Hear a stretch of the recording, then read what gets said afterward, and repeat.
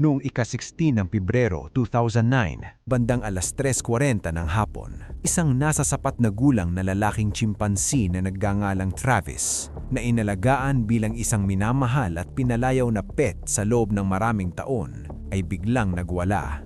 Nilapa at malubhan niyang sinugatan ng isang 55 years old na babae. Ang matagal na pag-atake ay nagpatuloy hanggang sa dumating ang mga pulis sa pinangyarihan at binaril si Travis hanggang sa mamatay. Ang dahilan ng marahas na pagsalakay na ito ay mananatiling isang malaking misteryo habang buhay. Isinilang si Travis sa isang chimpanzee sanctuary sa Missouri noong Oktubre 21, 1995.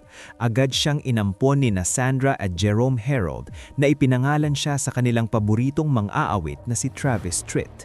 Pinalaki ng mga Harold si Travis sa kanilang tahanan sa Stamford, Connecticut, kung saan itinuring siya bilang isang bahagi ng pamilya. Sumasama siya sa mga Harold sa trabaho o kapag namimili at madalas na nagpo-pose para sa mga litrato sa loob ng kanilang truck. Kilala at kinagigiliwan siya ng mga residente ng bayan at naging paksapa ng pagmamahal mula sa lokal na law enforcement na itinuring siyang isang kakaiba ngunit kaibig-ibig na pet. Ang kapitbahay na si Tony Macari ay madalas pangang nakikipagbuno kay Travis. Napansin niya na ang hayop ay laging maingat kapag naglalaro at alam kung kailan dapat huminto. Sa katunayan, ayon kay Tony Macari, mas nakikinig pa si Travis sa mga utos kaysa sa sarili ng mga pamangkin. Kayang bihisan ni Travis ang sarili, magdilig ng mga halaman, magpakain ng dayami sa mga kabayo ng mga Herald, kumain sa mesa kasama ang pamilya at uminom ng alak mula sa baso. Marunong din siyang gumamit ng mga susi para magbukas ng pinto at mag-log-in sa computer ng pamilya para tumingin ng mga larawan.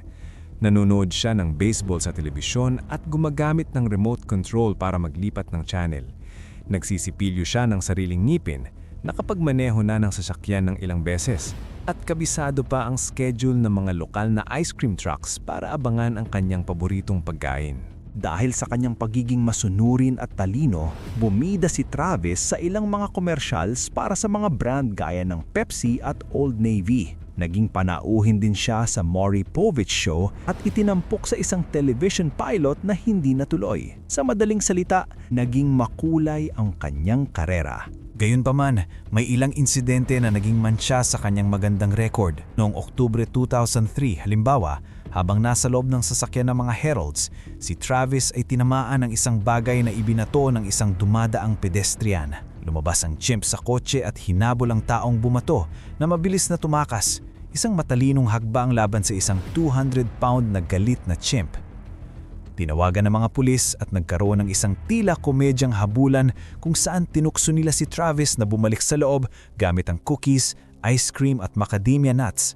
Mulit muling lalabas ang chimp kapag tapos na siyang kumain. Nakipaglaro siya ng habulan sa mga opisyal sa paligid ng kotse at naging sanhi ng trapiko sa loob ng ilang oras. Nahuli lamang siya ng mapagod at pinatulog gamit ang isang tranquilizer dart. Bagamat walang nasugatan, ang insidenteng ito ay nagresulta sa paghihigpit ng mga regulasyon.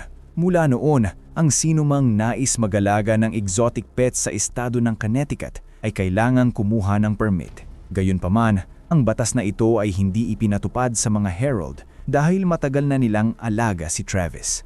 Sa isang panghiwalay na pangyayari, isang babaeng nakatira malapit sa mga Herald ang nag-alega na kinagat siya ni Travis at tinangkang hilahin sa loob ng kotse noong 1996.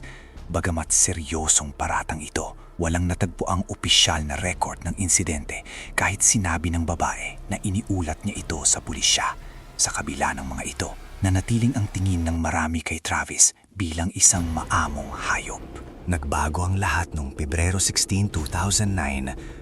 Sa panahong ito, pumanaw na si Jerome Harold dahil sa cancer at ang towing business ay pinamamahalaan na ng 70 years old na si Sandra Harold. Tinutulungan siya ng kanyang kaibigan at empleyado na si Charla Nash na tumutulong din sa pag-aalaga kay Travis. Sa araw na iyon, nakuha ni Travis ang mga susi ng kotse ni Sandra at lumabas ng bahay.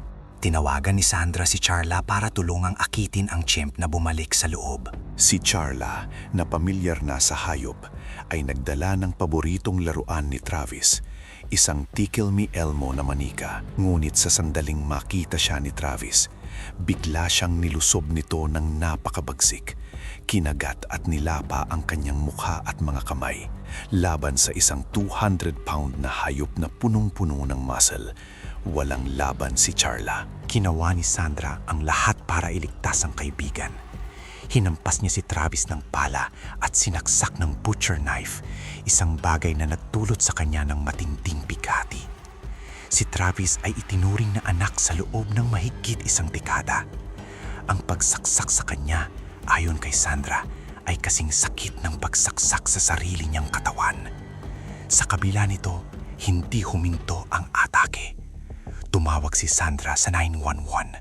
Sa background ng tawag, maririnig ang nakakapangingilabot na tili ni Travis.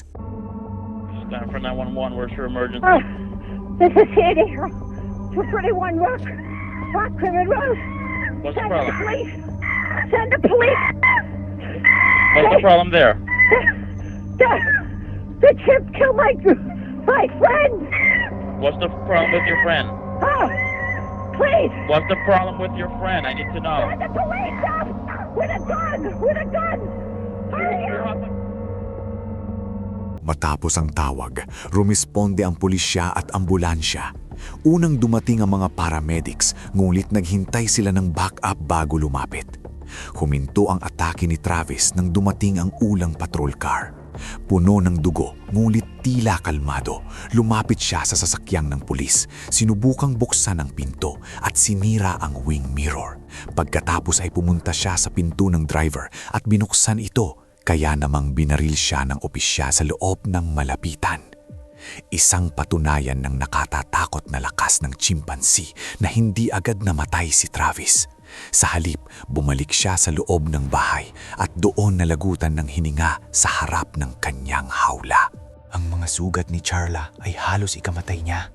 Sa sobrang lala nito, ang mga medical staff na gumahod sa kanya ay kinailangang sumailalim sa counseling. Nawala ang kanyang mga kamay, ilong, mata, labi at istruktura ng buto sa mukha, bukod pa sa pinsala sa utak. Naibalik ng mga doktor ang kanyang panga, ngunit hindi na naisalba ang kanyang paningin. Ang kanyang mukha ay napalitan ng mga pilat na halos hindi na magmukhang tao. Dahil sa tindi ng pinsala, naging kandidato si Charla para sa isang eksperimental na face and hand transplant. Matapang siyang sumang-ayon. At bagamat naging matagumpay ang operasyon sa simula, kinailangang tanggalin ang mga bagong kamay dahil sa impeksyon. Bagamat hindi na siya ganap na gagaling, nakakapamuhay siya ng may kaunting kalayaan. Nagtayo ng trust fund ang kanyang pamilya para sa kanyang napakalaking gastusin sa medikal. Lumabas din siya sa Oprah Winfrey Show upang magbigay ng babala. Ayon sa kanya, ang mga chimpanzee ay hindi dapat ginagawang pet ng sinuman. Pumanaw si Sandra Herold mahigit 1 taon matapos ang insidente dahil sa aortic aneurysm na malamang ay dulot ng stress mula sa mga demanda at ang masaklap na pangyayari sa kanyang kaibigan. Inilibing siya kasama ang abo ni Travis. Ang tanging misteryo na lang ay kung bakit nagawa iyon ni Travis. Maraming posibleng dahilan. Noong araw na iyon, may bagong hairstyle si Charla, kaya baka hindi siya nakilala ng chimp. Ang makakita ng estranghero na hawak ang paborito niyang laruan ay maaaring nagdulot ng takot at agresyon. Bukod dito, natagpuan ng Xanax sa kanyang katawan sa autopsy. Inamin ni Sandra na binigyan niya si Travis ng tsaa na may Xanax ng umagang iyon para pakalmahin ito. Ang gamot na ito ay maaaring magdulot ng paradoxical reactions gaya ng hallucinations, aggression at rage. Sa dulo, nananatili ang katotohanan. Si Travis ay isang wild animal. Gaano man siya kamukhang tao, hindi siya tao. Ang pagtrato sa isang mailap na nilalang na may ganitong lakas bilang isang pet ay palaging isang mapanganib na desisyon. Kung nag-enjoy ka sa video na ito, siguraduhin i-click ang link sa screen para tignan ng isa pa. Gaya ng dati, salamat sa panonood at magkikita tayo sa susunod.